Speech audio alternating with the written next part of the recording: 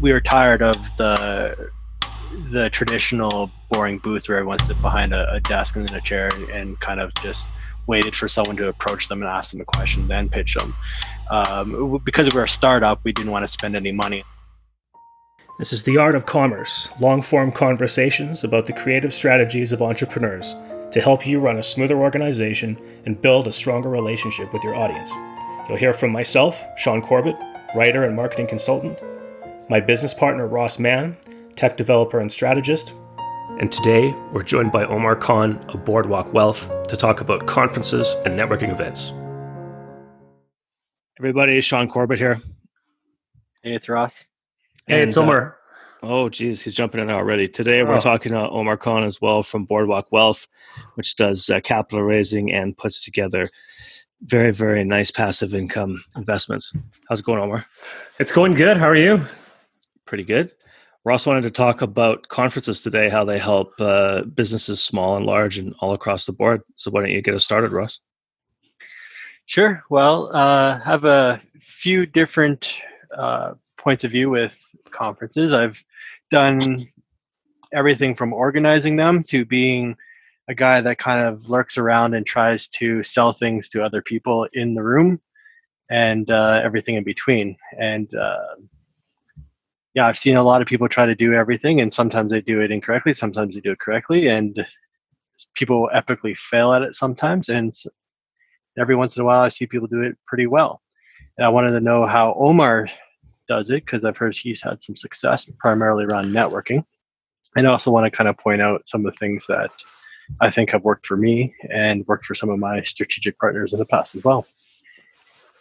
Well, specifically in my particular case, what I've done or what I've liked in the conferences that I've gone to is that they're catering to a very niche audience. So in that particular case, you're not casting. I mean, I guess you are kind of casting a wide net, but you're not really, as opposed to. So let me give you an example. Like a lot of the stuff that I do is cater towards high income, high net worth investors, right? But it's not just any high net worth, high income investor. They have to specifically be doing particular things that we're doing. We're doing commercial real estate and types of commercial real estate.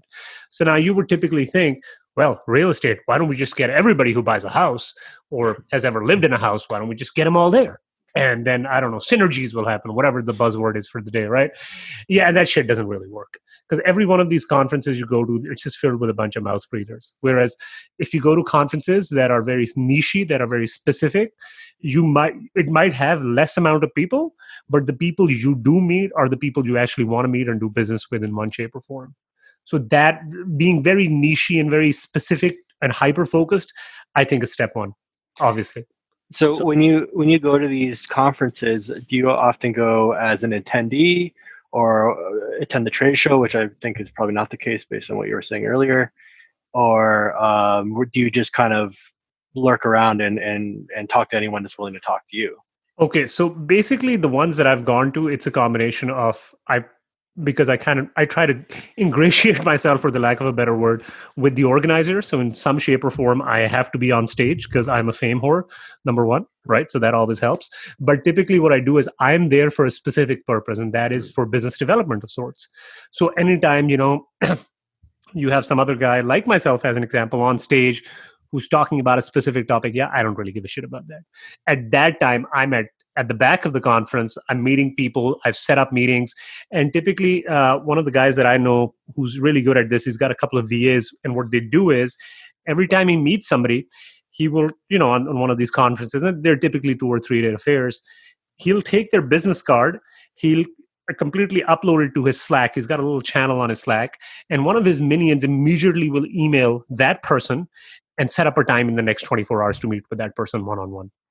Right. So that's how you set up your meetings. Like half of day one is collecting business cards and then setting up meetings for day 1, day 2, day 3. Look, yes and no, because a lot of times what happens these days, especially, is if you're going to one of these very niche conferences, you already look at who's attending. Basically, there's an attending roster, right? So you can look at that. And on a website, or there's apps now, like there's one app called Hova, WHOVA. I really like that. I thought it was going to be a really dumb idea. And then I started using that app and I was like, holy shit, whoever invented this app, that guy deserves to be a billionaire. It's so easy to use, right?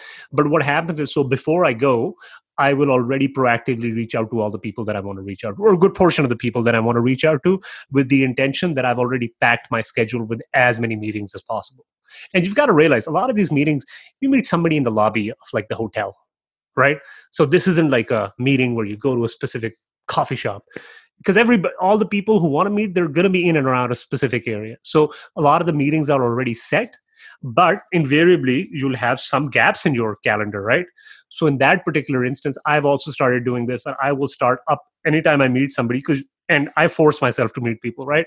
What I'll do in that particular instance is I'll immediately upload their contact information to a Slack channel. One of my VAs now, and I totally ripped off this idea, right, will immediately email that person, and they already have access to my calendar and set up a meeting. But because the whole idea is you got to set up a meeting. And I, by the way, learned this when I was a single guy trying to pick up girls, is anytime in your mind you think you shouldn't go for it, go for it. And what's the worst that's going to happen, right? Really. It's You're at a yeah. conference. Everybody's here to meet each other.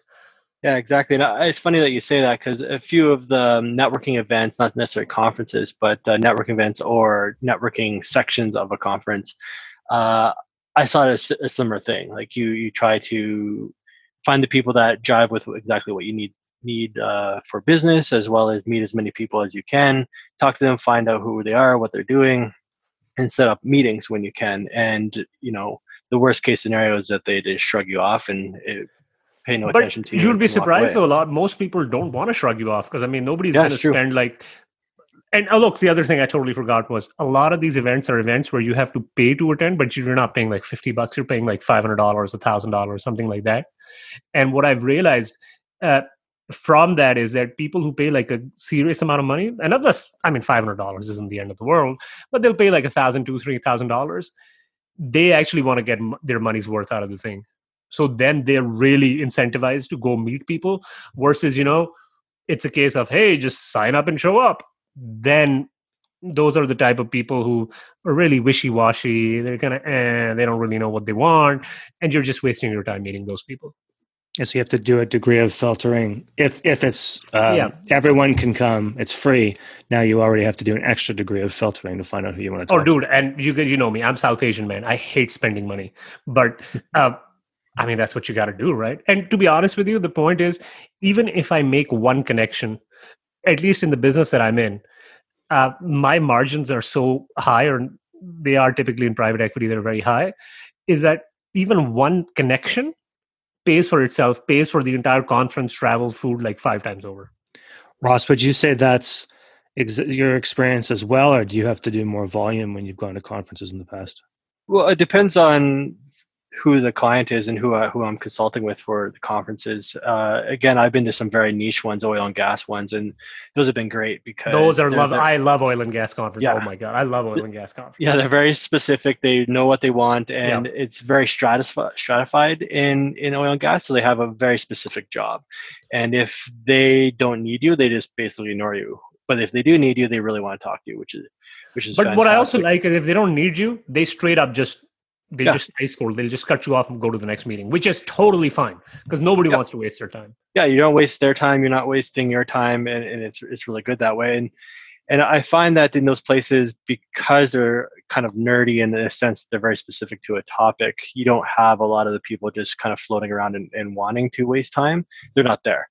And in those cases too, if you put a high price tag on a ticket while other companies are paying for them, so that doesn't really weed them out. It's really just the subject matter that weeds a lot of people out.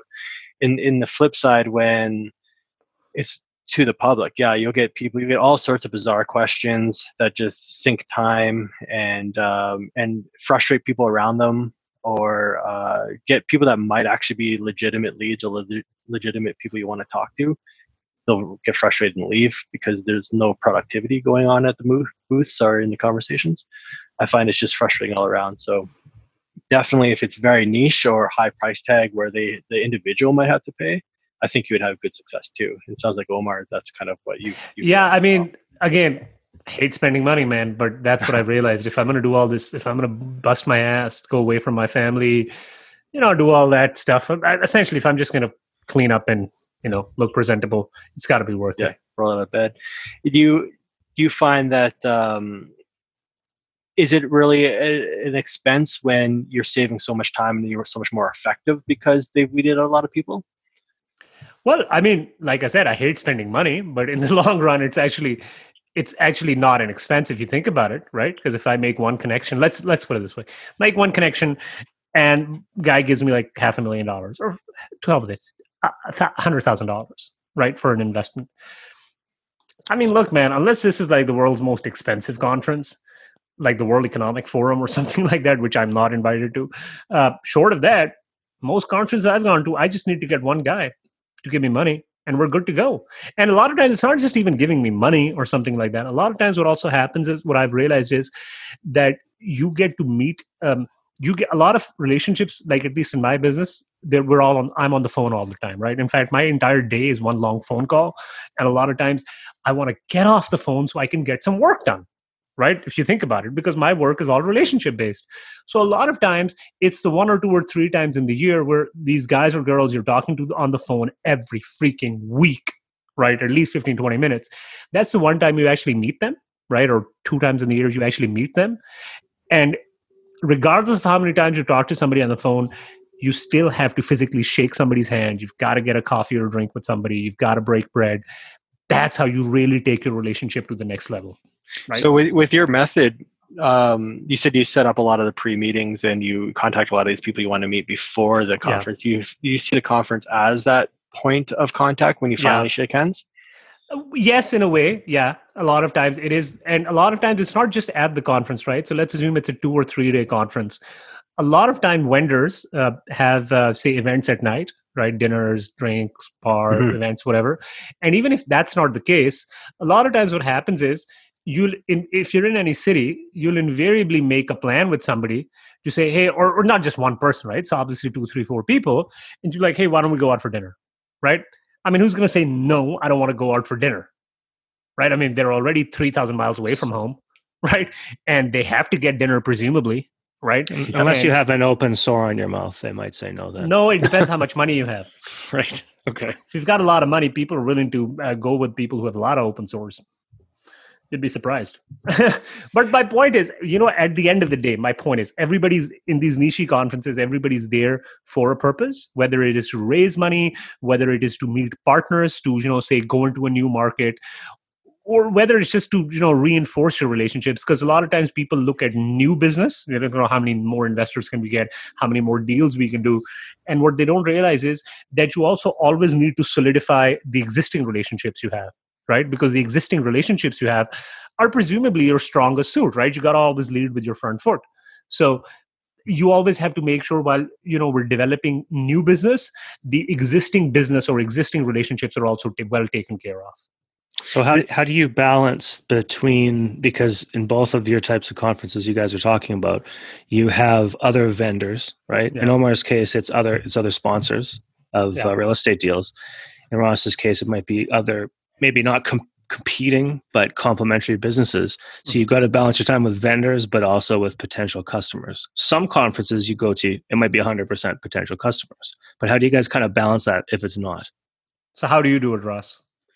Well, for me, it's similar to your approach on the vendor side. So I've made a lot of successful connections dealing with other vendors at the trade show section.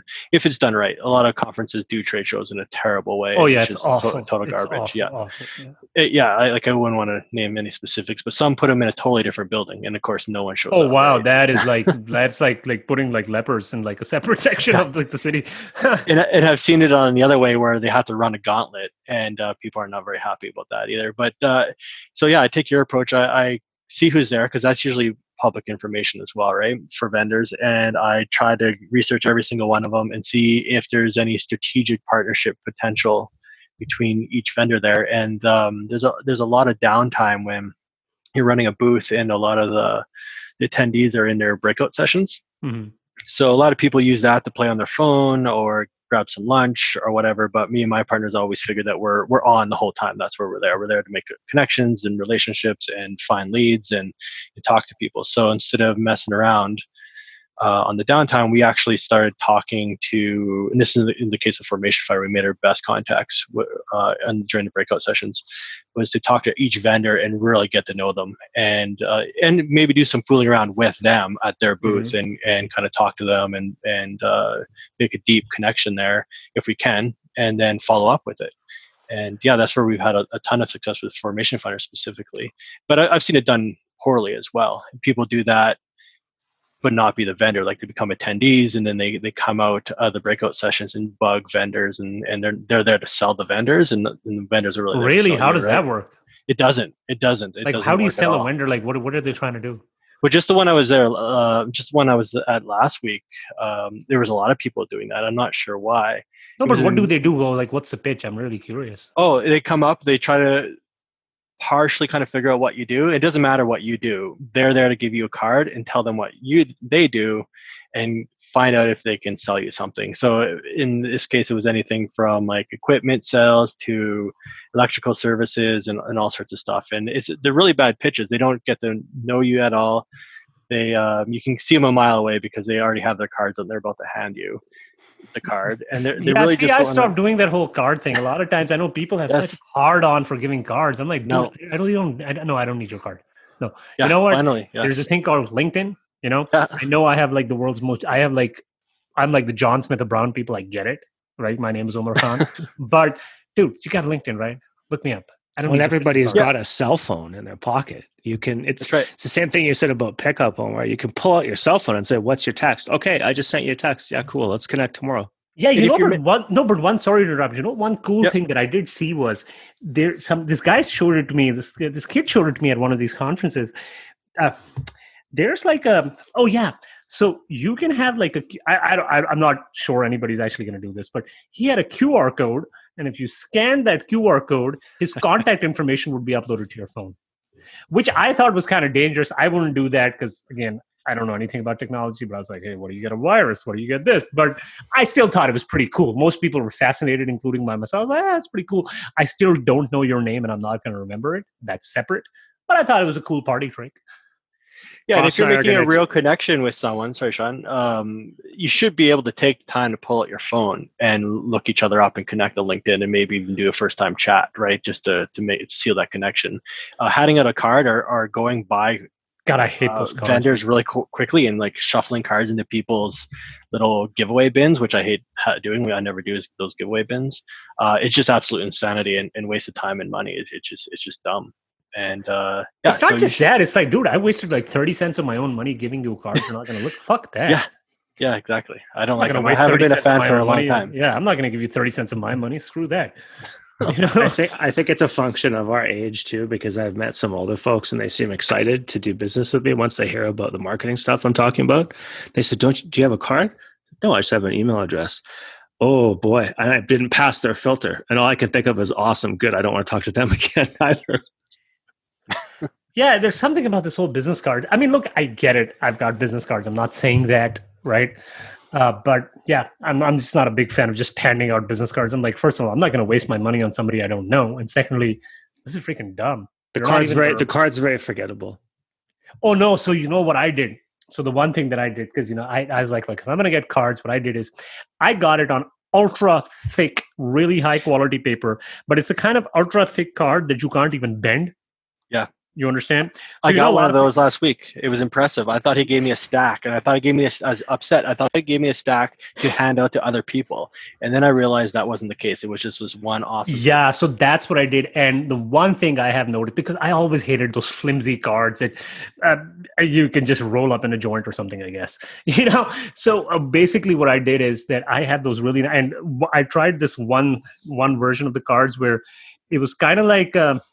It's really hard to decide. It was kind of like, the face of the card kind of if you put your hand on it, kind of felt a little bit like felt. I know it's kind of stupid describing it, but every single person who touched the card, immediately you can see that they just stop talking, no matter how deep of a conversation we're having. They're like, wow, this feels really nice. Literally 9 times out of 10, I've had this. Wow, this feels really nice. Where'd you get this card from? And I don't want to break people's bubble and say the internet, but But that is actually the only time where I think a card has actually helped me get some business. But other than that, yeah, cards kind of I think the legacy of a card is it was an entry of a barrier to entry in the past. So like if it was hard to really get was it printers really and hard? stock, I think so. Maybe in the 50s and stuff, like the stock print was a little bit harder to get and that weight, and maybe you had to buck up a few $1,000s to get things going. Now Damn. you pay a quarter or less, right? So maybe you just opt the wow factor with that thickness of the card that you've forked over maybe $1 a card, and that impresses people rather than the 3 cents that you can get in some cases. Everything comes from the internet, of course, but when you spend 3 cents on the card versus $1 a card, yeah, someone might pause and take notice, right? I mean, but every time I'm giving the card, that American Psycho card scene does go in my head. I was like, I always want to say that's bone. I hear that every time you talk about business cards. But again, if it's a tactile arms race with business cards, then here's a tip for everybody listening. Take if you're in America, take $1 bill and write your name and phone number on it and hand that to everybody. Yeah, I guess so. But then you waste $1, man.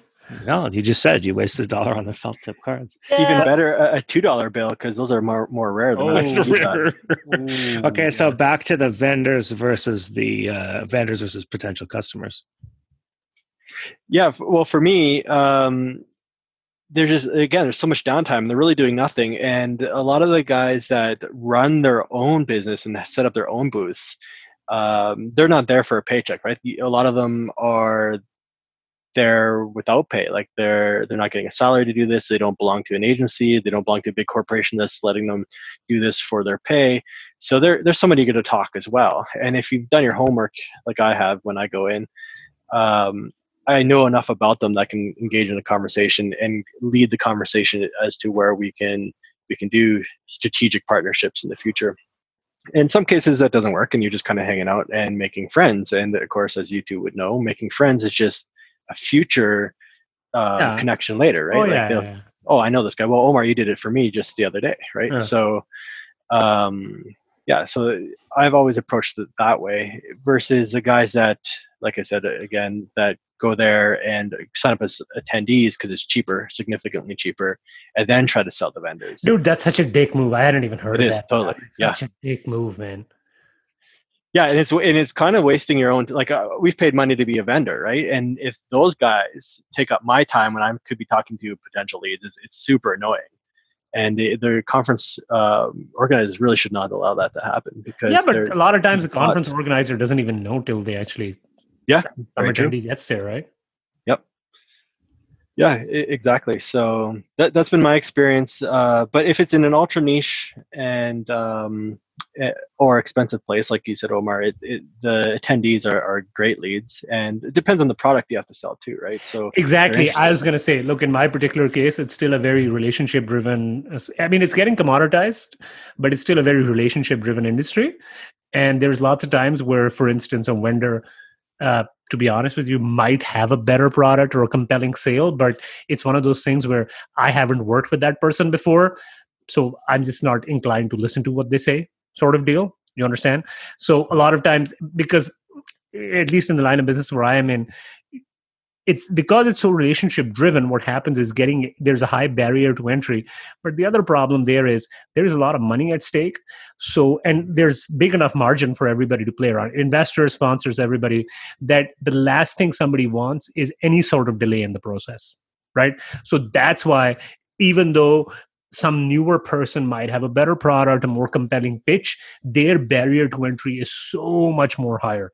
Because the last thing I want in a $25 million deal is some guy has a hiccup for 2 days, or I don't know, gets a flu or something, and then they don't have, say, bench strength, so they don't have 3 other analysts they can just put on that deal, right? Just close it and get it done, right? So so a lot of times I'm also paying for convenience more than, hey, is this a better product or is this a better mousetrap? So it's actually really funny. A lot of times there are guys who I actually feel might hustle more, to be very honest with you. And they're like, oh yeah, we should do business. I'm like, no, we shouldn't do business. And again, it's got nothing to do with the other person. A lot of times it's just the fact that in the industry that I'm in, and a lot of these relationship heavy industries, a lot of this work still gets done on a handshake, right? And a lot of agreements get drawn up after the fact. So a lot of times you just can't take that risk with somebody that, even though the agreement is going to get drawn up after the fact, you just can't take that risk, right? Whereas with somebody who's honest, you've done business before with them, you can literally proceed on a handshake. Again, you've got to be smart about it. You don't have to be dumb about it, but you can proceed because a lot of these things still happen on a handshake. So you're saying that people are more accommodating later on in the Later funnel on, if you've met them at one or two conferences? Yes, but the other deal also is a lot of this also happens in the sense that, let's assume I'm at a conference and so somebody approached me on LinkedIn and we've had a conversation, and I'll take the conversation because it's the same way that I do when I'm getting business, when I'm going out there trying to develop business. But I might not have paid too much attention to them, or vice versa, actually.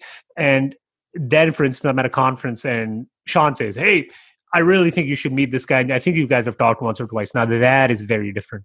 Just because Sean's given that sort of, "Hey, I think you should talk to that guy I've done business with before," that suddenly takes a person from, "Hey, I've talked before," to, "Okay, I'm now actually listening to what you're saying." Okay. Even though, for instance, just to be very clear, they could still be saying the exact same thing they said earlier, and they could be a more intelligent, smarter person with a better mousetrap. So, Omar, I'd love to get your opinion on this. I've consulted with a company that is in the relationship business. It's another consulting firm. And so people hire based on who's on your roster. Oh, yeah. This person works there. So I did the conference with them once and kind of watched what's going on. It was a typical booth. They actually bought 2 spots in the trade show to have a large booth. And there was a typical booth. They're all just sitting there and they have their banners up and all this stuff. And it wasn't going very well, as you could imagine. And after that, I said, "Hey, look, how do you run your actual business?" And they described it to me. People want to talk to the top name consultants. They want to get a little bit of free consulting. They want to sit down with you and chat. And they want to know who's on our roster. That's how we do business. I said, it's all bench strength. It's all bench strength, man. Exactly. So what I designed for them was a couch and a small chair and a coffee table.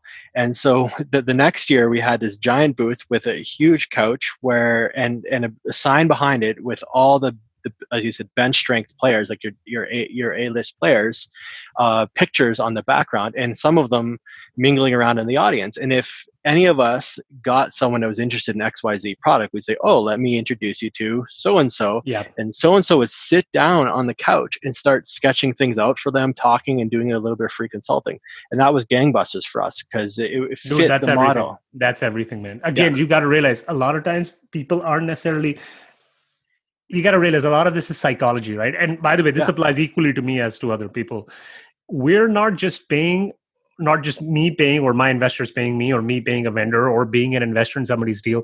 We're not just paying for like the best deal that's out there. A lot of times I'm paying for reliability and peace of mind. In fact, 99% of the times I'm paying for reliability and peace of mind. And that is very different than a mere transactional relationship, right?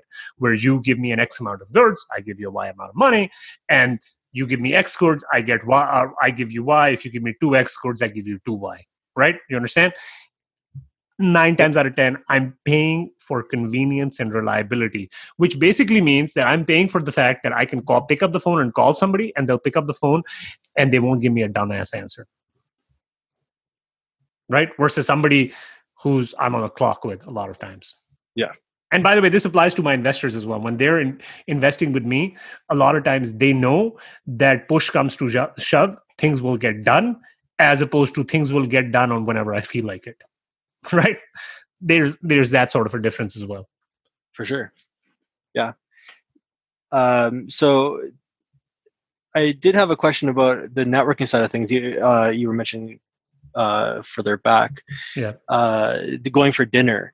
And that type of thing. I've made some of my deepest connections actually being lost or going out for dinner, trying to find this restaurant and not finding it, or something along those lines. And typically that happens in a high entertainment city where the conference is, like Las Vegas. Do you find that certain cities or certain venues play better to making those type of connections?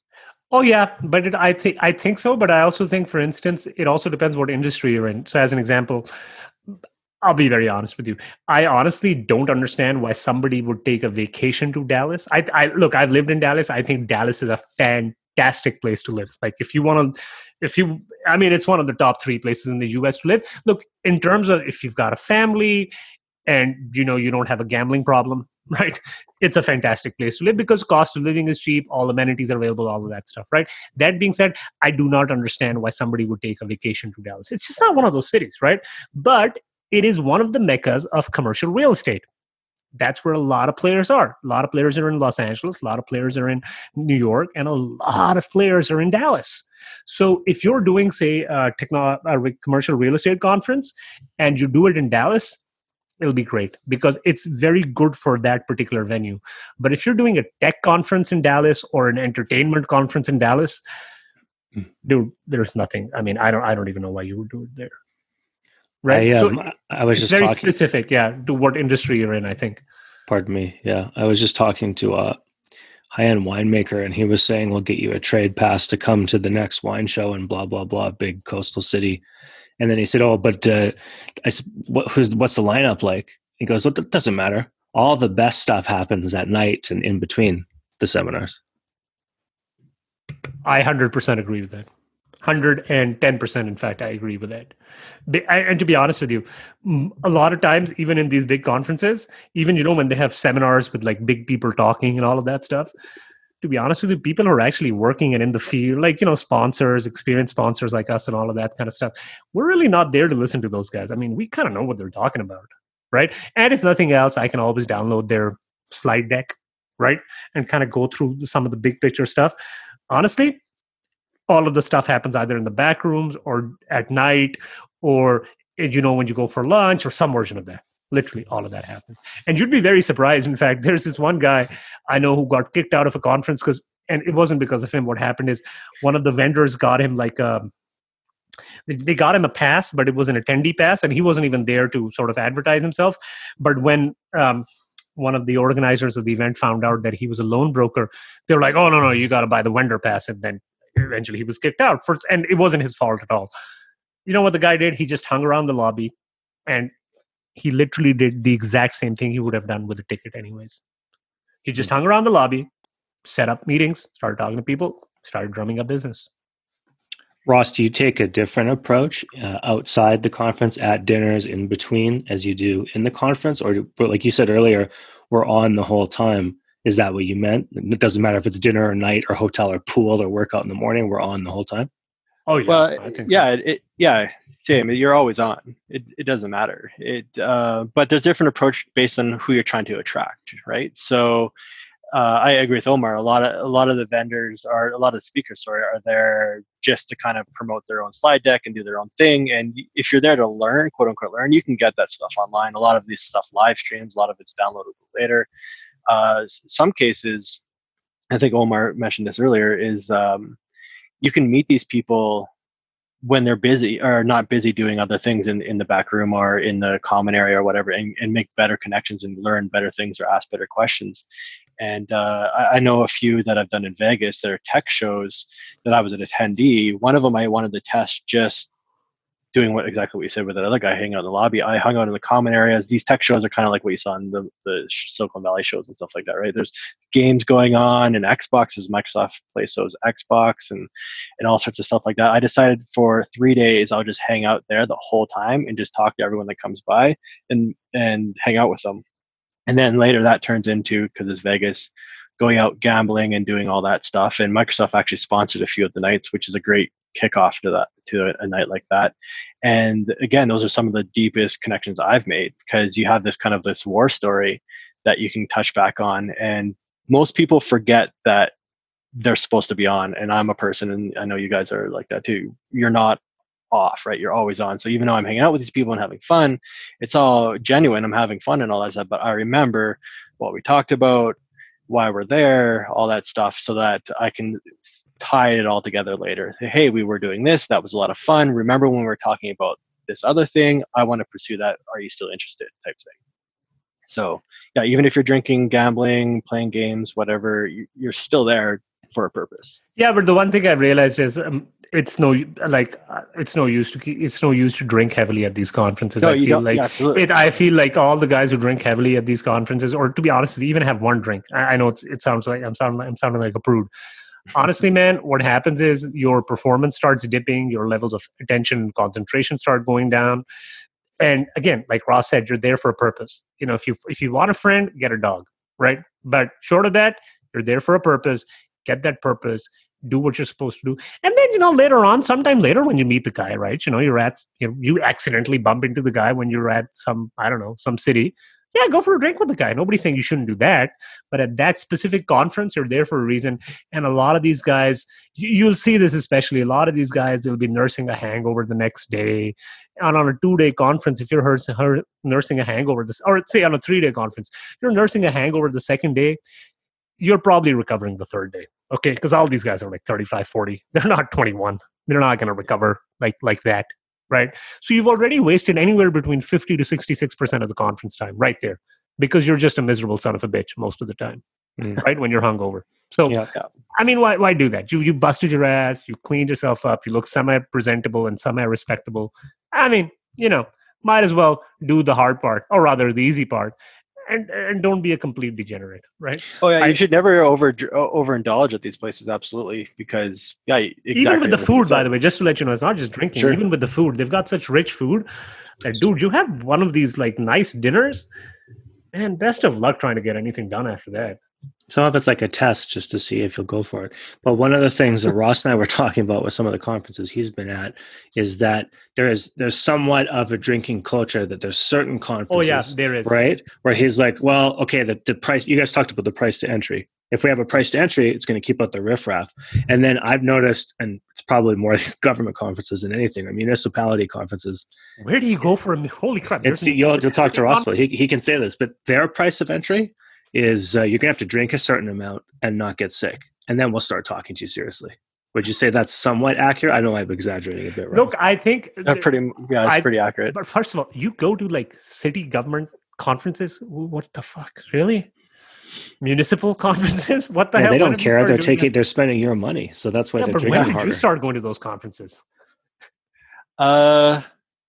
2016, I think, was my first. They're ridiculous. It's very bizarre. If like what do people talk about? I'm just really curious. Like because you're not there for commercial reasons. So what do you do there? But that's the funny thing. Ostensibly commercial. They think so. If you talk to anyone in government and municipalities, they believe the cities are their business and they're orchestrating a business within the city, and it's asinine, right? Because like drinking more, they get taxes, and they think taxes are revenue, which is not the case. They're compelled to pay taxes and so on.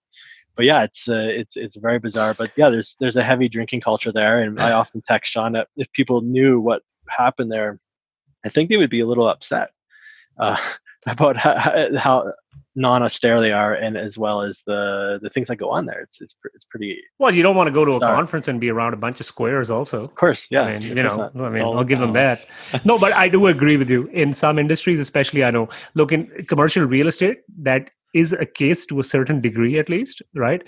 I know lawyers at their conferences, I don't even know why they have a conference. They should just have a keg party, right? Engineers do that a lot.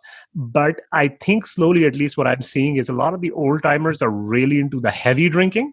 I've seen, but I've seen from a generational change, especially with the younger guys, it's not like the drinking isn't happening, but it's not happening at that exact same pace that a lot of the old timers used to do back in the day. And the reason for that also is because the younger crowd you got to realize, especially in commercial real estate, you got to realize the younger crowd is, as all industries become very mature and professionalized, right?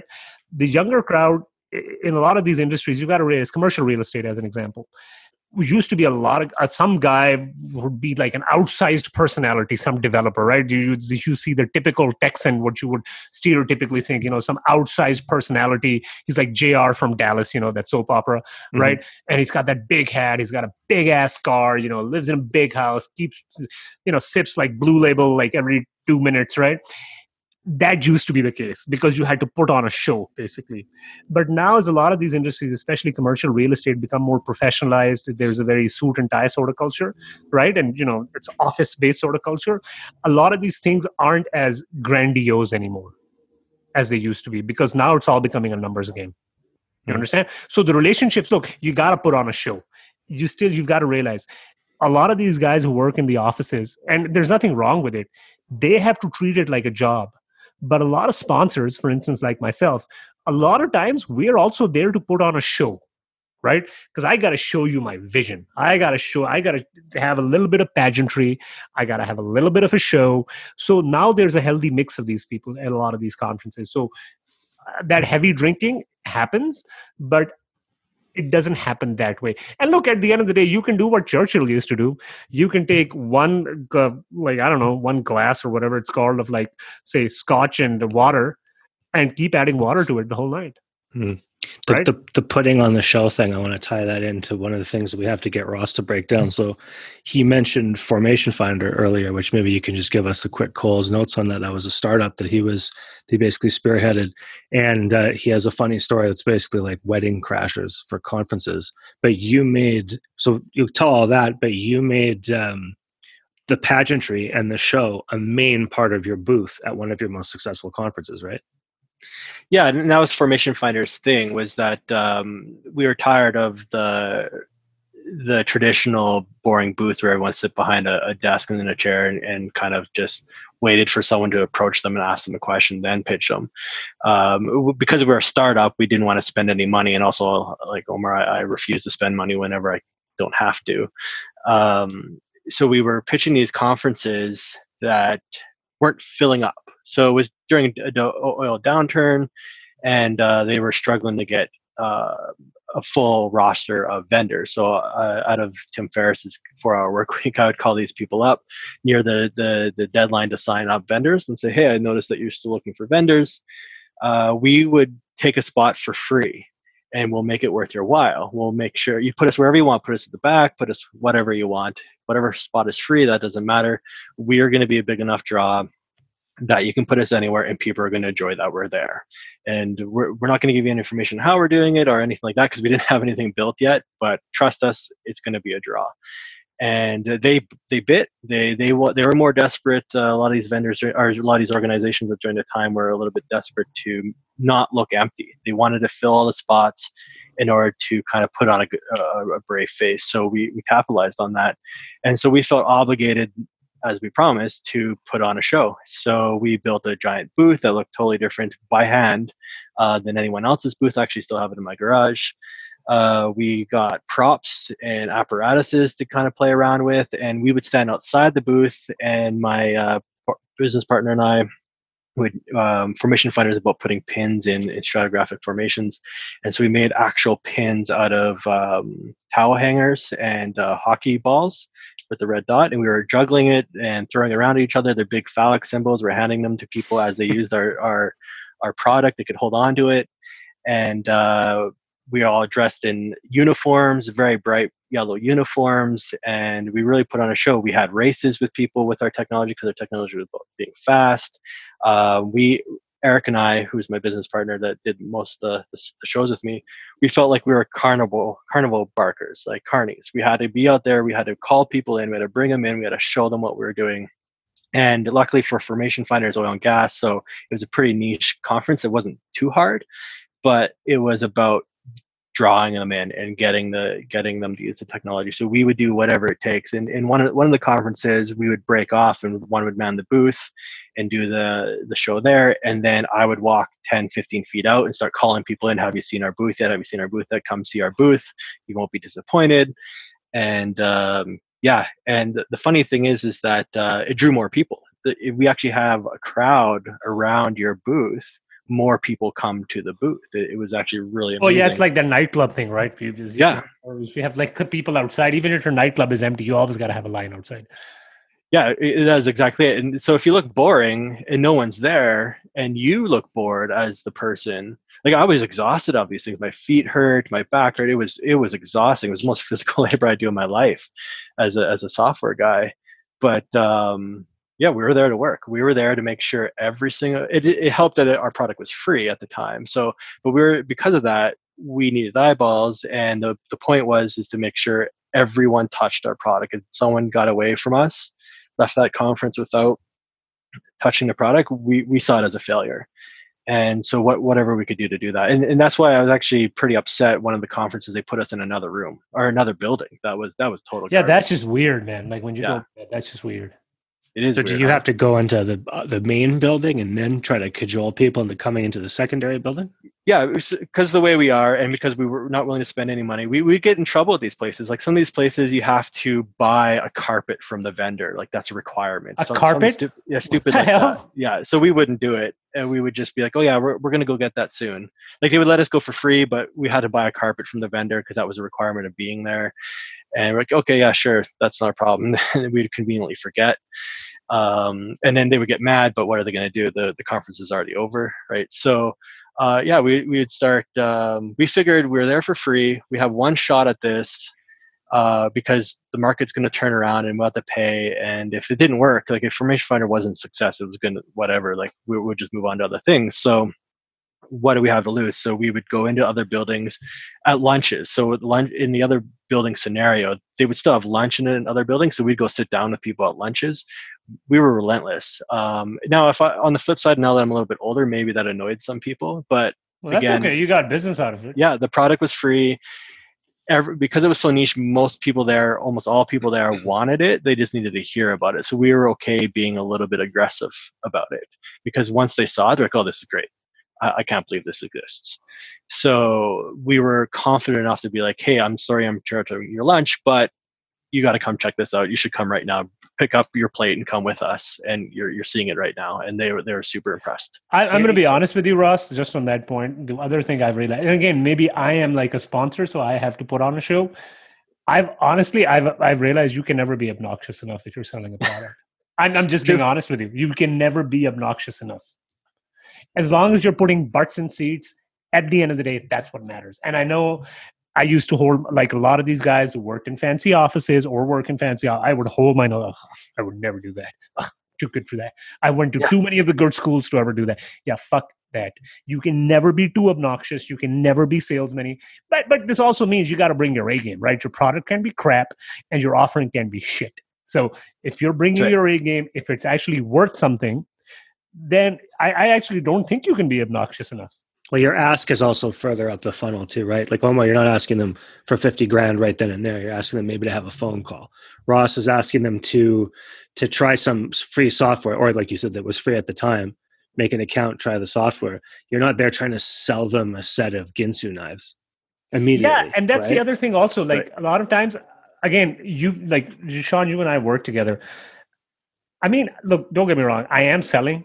And I make it very clear, like, I want all of your money. I don't want a portion of it. I want all of it. I don't care if you have to go homeless. Just give me all your money. Mm-hmm. But that being said, I mean, I don't like somebody, if they don't even know me and they start saying, hey, you want this, you want that. I was like, dude, just fuck off. Like, I don't like you already. Like, you're trying to sell me stuff. I don't even know you. How do I know you're not a serial killer? Right. I don't know you. Right. So I try to not do that with other people. Right. Whereas, again, does that probably mean that I lose on some sales? Maybe. But what I've also realized is that what it also does is that for the clients or investors I do have, I, over a period of time, get a bigger and bigger share of their wallet or share of their spend in that area. So a lot of guys might get 5% or 10%. Well, I'm shooting for 50 or 60% of their entire spend in that area. And that also ties back to the show, though, too. Like, you guys both are happy to put on, maybe not happy is not the right word. Oh, I'm pretty happy. You're both totally willing. You're totally willing to put on a show, which is very different than what we talked about before, where the guy has his business card out and you're 20 feet away. That guy's not even willing to put on a show for you, right? Like, you got to dance a little bit for him. Oh, no. Dude, I'm totally fine. I'm totally, like, he who, what's that saying, he who pays whatever gets to call the tune. What is it? He who pays the piper gets to call the tune. Yeah. I am 100% believer in that. Because my point is, look, if you pay me, I'll dance for you, man. I don't care. I mean, it's my job to dance for you anyways. Yep. That slogan, and the other one is it's better to ask for forgiveness than to ask for permission. And as you know, the other thing you were asking about, there was something about, well, how do you set up these meetings or what happens? I'm obviously butchering your question. What I've also realized a lot of times in my life is that you got to be ready, fire, aim, number one. And the number two thing is you just got to throw yourself at the deep end of the pool. And you know what, man, you'll figure it out. It's not the end of the world. Because at the end of the world, what I've realized is it's always, it's always the shots you didn't take that you always regret at the end of the night. I was like, oh God, I should have just talked to that girl or that investor or that client, versus that investor client or girl you wanted to talk to, and they completely shot you down. Because you can always rationalize that, but the shots you didn't take are the ones you're always like, oh, I could have done this, I could have done that, and those are the ones that really kill you from the inside. Well, the conference ecosystem is sort of like saying it's okay to approach everybody. So that's the one nice thing about conferences and the reason why we're talking about it. But Ross, can you, so this one's a little bit on the edge, but I think it's pretty cool. Can you talk about your Wedding Crashers era? Oh, that was, yeah. Sorry. There's a few different scenarios with that, but that was kind of our approach early on before we had any real material to sell anyone. It was just about making connections. So my business partner at the time and I would find all these networking events or conferences. So we talked about the party scene at these conferences or the networking scenes at these conferences. We would write down a list. This one was for Formation Fighter, was for business earlier than that. Which was a success for many, many years. But to get it going, we would find conferences that were put on for clients that could be our clients. So like a lawyer's conference or a real estate conference or accounting firms are always really good for us. And we would buy attendance. We'd be attendees, or in some cases, not even attendees.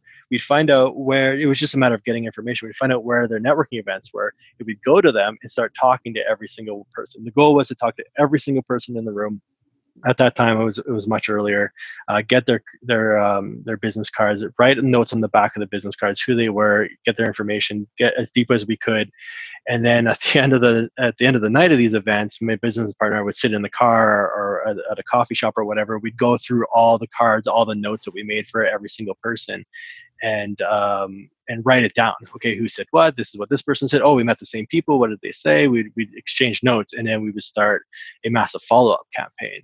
And so we felt that we built that online business a handshake at a time. And so it was a matter of just finding events around our local city, or if we happened to be doing okay enough to pay for flights or something, we'd go to Vegas and say, okay, there's 15 conferences in Vegas. What up? This one between 10 and 11, and this one between blah blah blah time. And we would start going around. And after I saw the movie Weddings Crashers, I thought it was kind of like that. We wouldn't be making up personas, but the idea was to go there and kind of be the life of the party, attract enough people around you, and get as much contact and as much information as you possibly can. Yeah, and that was a lot of fun. No, that's really good. And the other thing I realized, just to that point, is in these evening conferences, or rather these evening networking events, I think what I've realized for myself is that initially what would happen is sometimes if the energy would go down, or if, there's always like that lull between you meet one person and sometimes you don't always just kind of, just smoothly go into a conversation with another person. There's always that lull. And initially I would just like kind of because I'm just neurotic, right? I would just kind of leave after a little while, but I realized you just got to hang out there, man. And you just got to keep going. And what's funny is you meet 2 or 3 people. And then what's really funny is you don't know these people, but you introduce them like, oh, Jim, you should really talk to Mark. And then suddenly you become like the guy. And by the way, you've only known these people for 5 minutes. So yeah, if you become the connection maker, it's really funny how that happens sometimes, right? It's like you've talked to enough people and you talk to this other person. You're like, oh, yeah, you know what? Come talk to Mark. I was just talking to him. It sounds like you two would hit it off or something like that, right? And it's amazing how that can happen. And I find sometimes it's deep in the late at night and some people are still around and they've been drinking and they're starting to slow down. And sometimes you can get some really deep conversations at the dead of night when all the other people that are hustling have left. And you're there with some heavy especially hitters. I can tell you for at least real estate conferences, a lot of this is like really strenuous, balls to the walls type of work. So there's always a lot of guys who are out there late at night because this is like the 3 times in the year where they're not with their wife or their kids and they don't have to go to work tomorrow. So they don't give a shit. They're like, let's go, man. And all these guys have high disposable income. So it's not like I got to save money on this trip because they can expense most of it anyways. Right. So then that's also nice if you're around that time. You can have really nice conversations.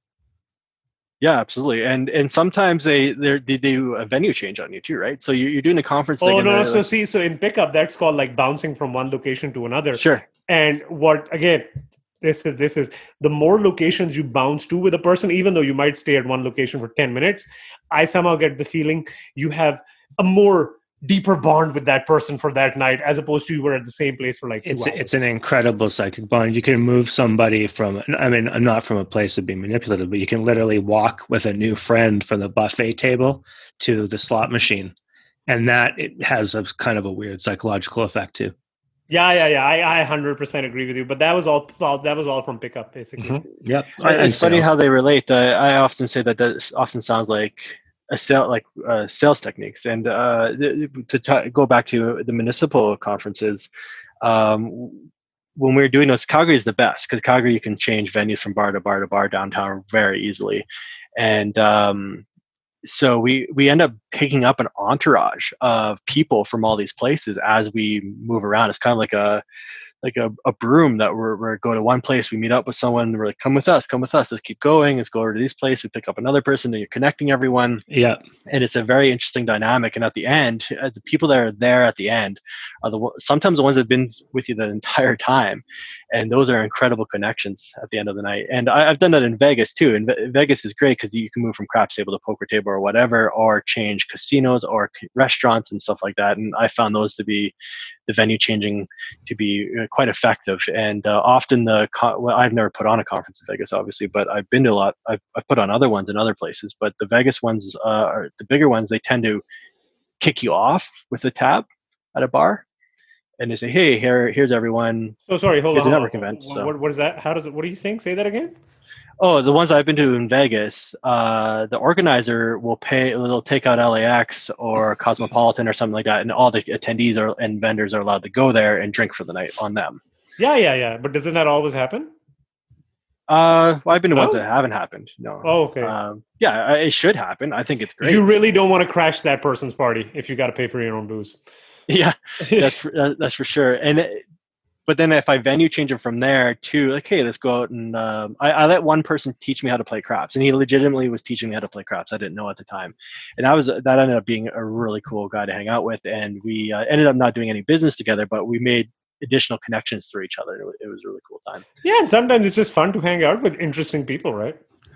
Yeah. And I also have less experience with than both of you guys at conferences, but we used to go to film festivals to show our movies, right? And they just not even through strategy, we would just load up on wine and beer and whatever and have it in the room, and then if the mingling session or the networking session is over, you're like, well, if no one wants to go to bed, like this, we have an open bar in our room, so you had like 20, 30 people in there, and you connect with them, and then we're friends for the next 20 years.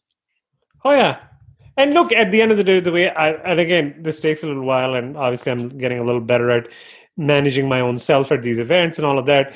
But at the end of the day, I mean, look, even if you're not going to do business with somebody, but if you get to meet some interesting person, I mean, that's not the worst thing in the world. That's the way I look at it, right?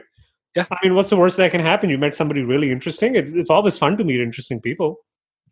Yeah, you're there, you have something in mind, and it didn't work out, but you had a nice time with an interesting person, and that doesn't seem like a bad night, all things considered, right? As long as you bring it back to everything you guys said earlier, which is you're working all the time, you're drinking a minimal amount when you're on, all that kind of stuff, then yeah, you don't have to beat yourself up. But before I wrap it up, Ross, I know you mentioned to me when we were talking about this topic that you had sort of identified a couple big red flags or big problems you saw about how people normally approach a conference that you thought were just ridiculous. You don't understand why they do them. Oh, we kind of went through it throughout the conversation, but it's really kind of what Omar said and what we said is they're approaching it in the wrong way. So if you're going there to sell to the vendors, like, why are they doing it in the way that they're doing it? They're doing it like a shotgun approach and not listening. If they're there to sell the vendors, they should kind of do what Omar said is look them up, and then what I said is look them up and approach them. Hey, I know you're going to be there. Can I steal some of your time? Don't take up my time while I'm trying to sell to other people. Or the vendors are there, but they're not really there. Their booths are boring. They don't have any cool things to take away or any way to attract people to their desks. They're sitting on their phones, and you are doing them a disservice by talking to them. Those ones drive me crazy. Like, why are you there? And why are you spending money? You should want to earn those. You're not spending money. A lot of these are employees. So exactly. That's exactly it. Yeah. They don't really give a shit. Yeah, so it's time wasters. It's I've been a speaker at a few of these things, and people that, again, it's all around time wasting. Really, they ask questions or do things in a way that stop other people from doing things, or stop. You got to realize why people are there. Again, it comes to psychological. Why do I have a booth? What am I selling, or why is my booth there? Do we actually jive? Are you actually going to sell me? Why are you approaching me? You should discuss. You should think about that before you're coming to my booth. And when I'm a speaker, are you really wanting to sell to the speaker? Like, why are you trying to talk to the speaker after hours? Like, I've talked to speakers after hours. I've gone out with them for dinners, especially in the political scenes, like the libertarian scenes. I've made a lot of good connections there. But it's usually, hey, you, like Omar said, you need to eat. You're not from here. How about let's go eat? I'll show you some places to eat. It's not like, hey, do you want to buy my DVD? Or what I you should tried do that. it, or you know what you should do it, slip it in during dinner. Hey, how about you buy me dinner and then you buy my DVD? You know Yeah, what goes good something with like that that. steak? This DVD. So it's a lot of the mistakes are the psychological mistakes. Like you're approaching the wrong way, you're approaching the wrong person, and you got to think about that. So yeah, why, if you're buying an attendee ticket, you got to have a different approach. Hard selling vendors with an attendee ticket seems kind of dumb. You should maybe buy a booth and do it the way we did with Formation Finder, which is strategically talk to them at opportune times, not annoy them during the rush hour of everyone coming out of their breakouts, right? Um, if you wanted speakers, well, try and get that ticket to the dinner before. If you really want to connect with speakers, get the courtesy dinner before or after, where all the speakers are required to go to as part of their fee, or wrangle them into your own dinner because they actually have nothing to do. And then attendees selling it to attendees, I've seen that. That seems kind of dumb as well. Sorry, how do attendees sell to attendees? Like they're just, I don't know. Yeah, Yeah, no, you're right. I've seen it. It's dude, that's just pathetic, man. yeah, you're just doing it the wrong way for the wrong reasons to the wrong people. Like it's everything. I think Sean said it is an ecosystem, and then there's psychology at play. And if you tap into that and you understand that, then you're gonna have way more success with it. If you do it the opposite way and you're abrasive in a negative fashion, sometimes abrasiveness could be okay. It's kind of, you're going against nature, and then it's gonna be a lot harder for you to do anything. And there's a lot of cases of that in all aspects of it. So actually, I've seen caterers, like everyone has to work, and catering is a fine job, but caterers try to sell vendors. I think that's Really? really really Are you funny. kidding me? Yeah. Like, Well, what is especially, that's well, for that's me, gotta suck, man. That's admirable hustle. That's it admirable is. hustle, but I was like, bro, like just give me my hors d'oeuvres and shut the fuck up. For me, because I'm in the software business and a lot of them are startups. Everyone has a startup idea, right? So they're always trying to pitch me to have them help them and all this stuff. So that's weird too. It's, again, especially if you're taking up the time as to why I'm there. If I'm there working a booth and trying to sell to the attendees, you shouldn't be taking their time up, because that's what I'm paying for effectively, right? So Yeah, but I have a great idea. It's called Facebook Meets Kijiji. yeah. And all I Yeah. need you to do is develop it for free, and you can have 50% of the profit. The best, being so much older now. Sorry, I know we want to wrap up. Being so much older now, I've seen things come and go. Right, the best is when they reinvent something that's existed 10 years ago and utterly failed. Those are the most Yeah, hilarious but this ones. time it's different. Yeah, and it's $1 billion, and you need to work on it for free, and you can't get any funding. When they say $1 billion, cool, you should raise some capital, right? Talk to my friend Omar; he'll help you with the raise. I won't, but you know. So some rapid fire questions to tie this up. If you don't have any answers, no big deal. But basically, let's talk about if you can tell people some tips on the hidden costs of conferences or things to remember when they're budgeting or planning that aren't immediately obvious. So you guys get to the conference and you went, okay, wait a sec, I forgot to plan for this. Oh, so try to get like accommodation as near to the conference as physically possible. I know sometimes it's more expensive, but trust me, if you're hustling the whole night, it freaking sucks to take that $40 cab to go to a hotel room where you save like $30 off the rate. And you something sit like by that. and you sit by yourself all night. Oh yeah. That's the other thing. If you're in, that's such a good point, man. A lot of times, if you're a hotel or whatever, Airbnb, whatever, I do lots of Airbnb. If it's like right next door or at the conference, trust me, I know it freaking sucks to spend the money. Suck it up and just pay for that. Yeah, because you'll meet so many people. Okay. That's right. And Yeah, I was going to say logistics, and that's it you're goes up and 100% down. right. When you're a vendor too, you don't want to be like the one where we're in a totally different building. We didn't know that, so we were parking our truck in a no parking zone and like trying to get as close as we can. It was just a stress nightmare trying to move stuff around. And then again, even as a vendor, pay the money, get close to people, because there's things that happen. If you do a 40-minute drive somewhere else and expensive and you're sitting by yourself doing nothing, yeah, you'll miss out on those opportunities you didn't plan for sure. Beautiful. Okay. And then I don't know if I can break this live, but Omar's wife's having a second child pretty soon. And so we're talking about how, yeah, there you go. Congratulations. Yeah. He can't really attend any conferences for about the first half of this year. So we were talking about some things we could do to make up for that. So I was wondering if you guys could come up with some quick ideas. Like what's a comparable alternative to going to conferences if you just can't go, or you don't have the budget to go, or whatever? So in my particular case, I'm doing two things. I'm bitching and moaning all the time, number one. And number two, what I'm doing is it's kind of forced me to reconsider what I should have been doing, but I wasn't, because, you get so caught up. And every Wednesday and every Monday, I'm actually proactively reaching out to existing investors, just getting them on the phone. And the purpose of the call isn't like I got some new product to sell them. This is just to stay in touch. Right. And I think the purpose for that is a lot of times, guys, people are like, well, when's the next deal? When's the next deal? And they're the ones asking when the next deal. I'm like, dude, I didn't call you to sell you on a deal. I just called you to check up and see how we're doing, how you're doing. Do you got any feedback for us? What are you looking at these days? That sort of stuff. Right. And I feel in the long term, that's a lot better, because I'm calling them and I'm not really selling them anything.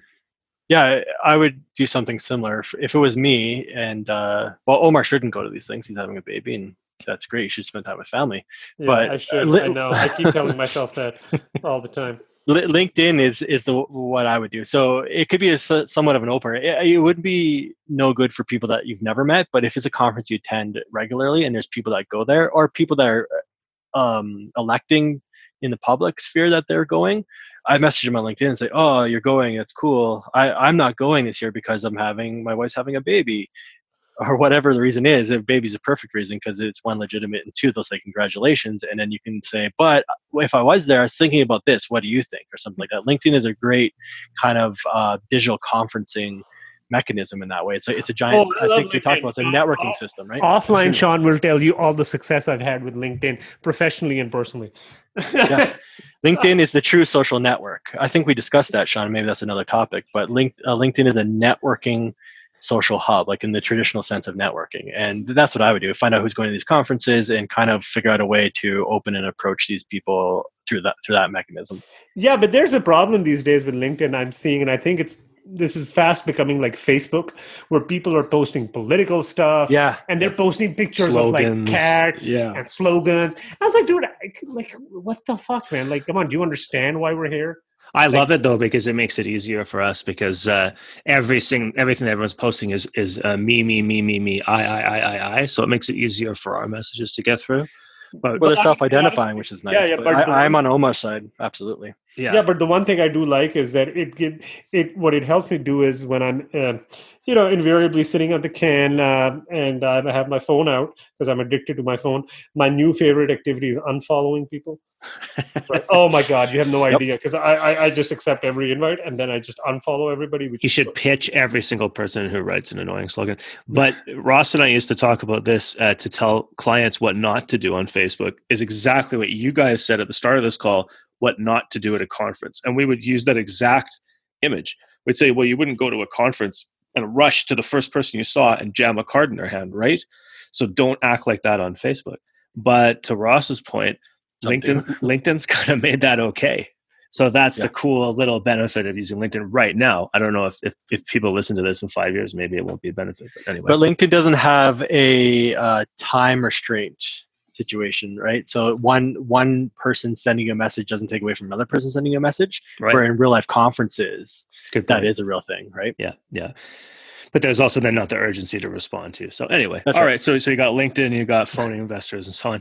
I think that's the same thing. If you don't have a Rolodex, LinkedIn could be a Rolodex. Oh yeah. LinkedIn is great for business development. I 100% agree. Yeah. Does anybody want to wrap anything up, or we covered everything you guys wanted to talk about conferences? I think we've covered everything on the planet. Everything on Earth. Yeah. The next topic perhaps should be the pitfalls and benefits of social media, because we almost rolled right into that conversation. Look, I don't even think we should have a conversation. Let's just stop acting like a dumbass, man. You don't have to share all the feelings. You don't have to share all your feelings. Nobody cares. How about that? It seems like they do. All right, cool. Guys, I appreciate it, and we'll chat with you next time. Perfect. Thank you so much. That's just a fraction of what we have to share with you. The Art of Commerce is a production by actionresult.com. At Action Result, we preserve, cultivate, and celebrate high culture, of which commerce is an integral part. We believe a robust civil society depends on your active participation, and also by appreciating the good things in life. One way you can do that is by joining our mailing list when you visit action-result.com/AOC and fill in the form on that page. From there, I'll send you lots of interesting, thoughtful content on art, wine, travel, and of course, business. This is Sean Corbett, and thanks for listening to The Art of Commerce.